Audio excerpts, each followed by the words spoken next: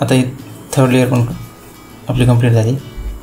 आता आपलं काम आहे सगळ्यात पहिले आपण काय करू, हे कॉर्नर जे येतं म्हणजे हा तर बरोबर आलं हे दोन कॉर्नर, पण हा कॉर्नर इथं कसा पाहिजे, हा ऑरेंज पाहिजे, तर येलो हा जो कॉर्नर आहे हा 3 कलरवाला, इथं ऑरेंज मॅच झाला पाहिजे, इथं येलो मॅच झाला पाहिजे आणि इथं ब्लू मॅच झाला पाहिजे, कारण सेंटर पीसमध्ये ब्लू आहे म्हणजे हा ब्लू.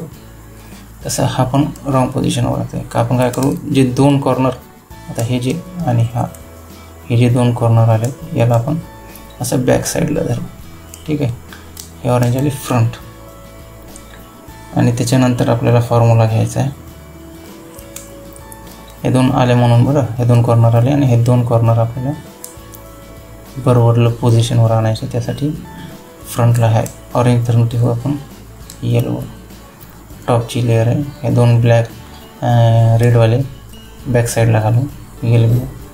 आणि आता फॉर्म्युला आहे आपला R डॅश F पुन्हा R डॅश.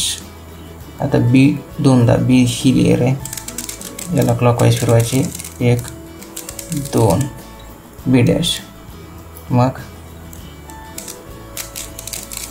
R ही R, F dash F dash, R dash R dash, B पुन्हा दोनदा ही बॅकवाली, 1 2 B 2 आणि R दोनदा, R आहे दोनदा, 1 आणि 2.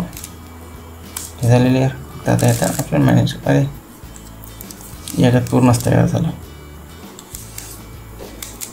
आपलं क्यूब तयार झालेलं आहे. पण हे कॉर्नर केल्यानंतर पण काय कधी कधी हा जो सेंटर पीस आहे, हा सेंटर पीस हे मॅच होत नाहीत. त्याच्यासाठी एक आणखी अजून एक स्टेप उरलेली शेवटची 7th स्टेप, ती तुम्हाला मी पुढच्या व्हिडिओमध्ये दाखवते.